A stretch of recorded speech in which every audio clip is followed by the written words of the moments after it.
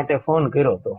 ના સાહેબ, હવે એવા જેનું લેવલ જ ન હોય એવા લોકોનું રિએક્શન કોણ આપે? તમે કહો તો સાહેબ. તું મારી સામે એકવાર બોલ એટલે તારો આખો બાયોડેટા આપું, તારા પ્રૂફ આપું, તારા મેસેજીસ ને બધું જ, અને તે મને તારે ત્યાં કેટલી હેરાન કરી હતી ને બધું કહું. હાલ કેવા છેડતીના ચાડા કર્યા હતા, શું શું કરતો હતો એ બધું કહું તને. મારે મિત્રો ખજૂરભાઈ પણ મેદાનમાં આવી ગયા છે અને ખજૂરભાઈએ કીર્તિ પટેલને જવાબ આપ્યો છે કોલ રેકોર્ડિંગમાં. આપણી પાસે કોલ રેકોર્ડિંગ આવી ગયું છે, પણ કોલ રેકોર્ડિંગ તમને સંભળાવું તે પહેલા થોડીક માહિતી આપી દઉં ને પછી તમને કોલ રેકોર્ડિંગ સંભળાવું કે મિત્રો આમાં બન્યું છે એવું કે અત્યારે ખજૂરભાઈએ કોલ રેકોર્ડિંગ વાયરલ કર્યું છે ને કીર્તિ પટેલને જવાબ આપ્યો છે. કીર્તિ પટેલે ખજૂરભાઈ ઉપર આરોપ લગાવ્યો હતો ને તેનો જવાબ ખજૂરભાઈએ અત્યારે આપ્યો છે કીર્તિ પટેલને. અને કોલ રેકોર્ડિંગમાં શું કહી રહ્યા છે ખજૂરભાઈ કીર્તિ પટેલ વિશે એ પણ હું તમને સંભળાવું. અને મારા વાલા ભાઈઓ, જો તમે આપણી ચેનલને સબસ્ક્રાઇબ ન કર્યો તો મારા ભાઈ પ્લીઝ આપણી ચેનલને સબસ્ક્રાઇબ કરી લેજો. અને મિત્રો એ હું તમને કોલ રેકોર્ડિંગ સંભળાવવા જઈ રહ્યો છું ખજૂરભાઈએ શું કીર્તિ પટેલને જવાબ આપ્યો છે. તો એમના માટે એમનું રિએક્શન લેવું હતું એટલા માટે ફોન કર્યો હતો. ના સાહેબ, હવે એવા જેનું લેવલ જ ન હોય એવા લોકોનું રિએક્શન કોણ આપે? તમે કહો તો સાહેબ. નહીં, અમારો ફરજ છે, અમારો ધર્મ છે કે એક્શન વર્સિસ રિએક્શન ચલાવીએ, નહીં તો કોઈને એવું લાગે કે આ વન સાઈડ ચલાવે છે. એટલે ના સાહેબ, અમારી જાણ કરવી અમારી ફરજ છે. અમને તમને જગ્યા આપી, તમને એમનો જેટલો ટાઈમ આપ્યો હોય એને જે નિવેદનો કર્યા હોય એ તમને બતાવવા કે આ નિવેદનો એમના છે, તમારું શું નિવેદન છે એ લેવું અમારી ફરજ છે. તો તમે આપો ના આપો એ તમારી મરજીની વાત છે. જો સાહેબ, પહેલી વસ્તુ તો કેવું છે, સાહેબ ની ઓફિસ નો નંબર છે અને છે ને નિવેદન હંમેશા છે ને સારા લેવલના સારા માણસોના, જેનાથી સમાજ બગડતું હોય ને એવા લોકોના પ્રતિષ્ઠિત ન્યૂઝ વાળાને નિવેદન લેવાના જ હોય સાહેબ. નહીં, પણ એ ન્યૂઝ વાળાને તમે તો નહીં શીખવાડો ને કે એને કોના લેવા કે કોનું નિવેદન ન લેવા. એમ કહું છું, પ્રતિષ્ઠિત ન્યૂઝ વાળા હોય ને એ સારા માણસોના ન્યૂઝ લે, જે લેવલ વગર ના હોય ને એવા લોકોના ન્યૂઝ, જેને કોઈ ગણતું જ ન હોય એના ન્યૂઝ લઈને તમે શું કામનું કયો સાહેબ? એવું નથી, વ્યક્તિ છે, પછી એને અમે જજ ના કરી શકીએ.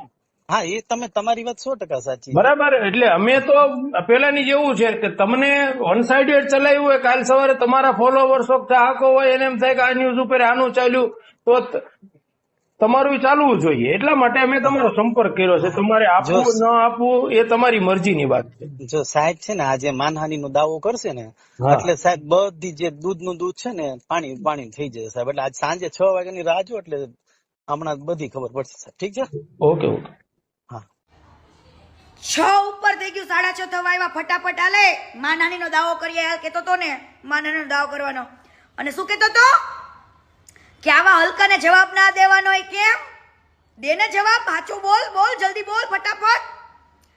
અને હું તો કદાચ શબ્દોથી ખરાબ છું, ચરિત્રહીન છું, ચરિત્રથી ખરાબ છું, કુપુષિતનો શિકાર છું. ઘણી બેનો દીકરીઓને તારું પ્રૂફ હું છું. તું મારી સામે એકવાર બોલ એટલે તારો આખો બાયોડેટા આપું, તારા પ્રૂફ આપું, તારા મેસેજીસ ને બધું જ, અને તે મને તારે ત્યાં કેટલી હેરાન કરી હતી ને બધું કહું. હાલ કેવા છેડતીના ચાડા કર્યા હતા, શું શું કરતો હતો એ બધું કહું તને. મારે સામે એકવાર એટલે કહું તને. વર્ષ પહેલા મારી શરૂઆત થઈ હતી એમને મળવાની. હું ટિકટોક ઉપર ફેમસ થયેલી ત્યાર વખતે એમને મારો કોન્ટેક્ટ કર્યો હતો અને એમને મારી લેંગ્વેજ ગમતી હતી, કાઠિયાવાડી લેંગ્વેજ, કે આપણા સાથે કામ કરશે અને આ લેંગ્વેજ સાથે આવશે તો લોકોને વધારે ગમશે. એટલે મને એમને લોકોએ હાયર કરી હતી અને મારી સાથે 9 વિડીયોના સિરીઝ બનાવવાની નક્કી કરી હતી. સ્કૂલના હતા, પોલીસના હતા, એ બધા જ. બરાબર, મેં એમની સાથે કામ પણ કર્યું. કેટલી બહેનો દીકરીઓ સાથે ખોટું થયેલું છે, કેટલી બહેનો દીકરીઓ માટે એને એવું કર્યું છે કે કોઈ પણ છોકરી એના ત્યાં કામ કરવા આવે ને એટલે આ ભાઈ પહેલી વાર વિડીયો સારો બનાવે, એની સાથે શાંતિથી બનાવે, થોડો ટાઈમ એની સાથે રહેવાનું. ત્યાં એને પાછું એવું છે જે એક્ટિંગ કરે ને એને પછી ત્યાં જ રહેવાનું, ત્યાં ખાવે ને, એ રીતના આખો સેટ બનાવેલો છે બારડોલીમાં. એટલે પછી ધીરે ધીરે થતા છોકરીને પ્રપોઝ મારવાની, એનો ભાઈ બેન બનાવે ને આ બાજુ ત્યાં પ્રપોઝ મારે, અને એવી રીતના કોમ્પ્રોમાઇઝ કરવા માટે એક્ટિવ. પણ ઘણી બધી છોકરીઓ મજબૂરીના નામે બિચારી કરતી હશે ને ઘણી બધી છોકરીઓ મારા કોન્ટેક્ટમાં પણ અત્યારે આવી છે. મેં અવાજ ઉઠાવીને લોકોએ હિંમત કરી છે અને એ બધી જ છોકરીઓ સામે આવશે. એ વેટ એન્ડ વોચ. બરાબર, આ જ વસ્તુ એ છોકરીઓ સાથે બનીને હવે મજબૂરીના નાતે ઘણી છોકરીઓ હોય બિચારી કે આની વાતમાં આવી જતી હોય, ફેમસ થવું હોય ઘણી બધી છોકરીઓ. પણ કીર્તિ પટેલને ફેમસ થવાનો શોખ નહોતો, પણ એને જ્યારે મારી સાથે આ વર્તન કર્યું, મારી સાથે આવું કર્યું, ત્યારે મને એવું લાગ્યું કે સાલું મેં એને એવું કીધું કે હું તારી સાથે કામ કરવા આવી છું. તું જેવો ફેમસ છું ને એવી જ ફેમસ આ કીર્તિ પટેલ પણ છે. કીર્તિ પટેલને કોઈ કોમ્પ્રોમાઇઝની જરૂર આજે નથી ને કાલે નથી.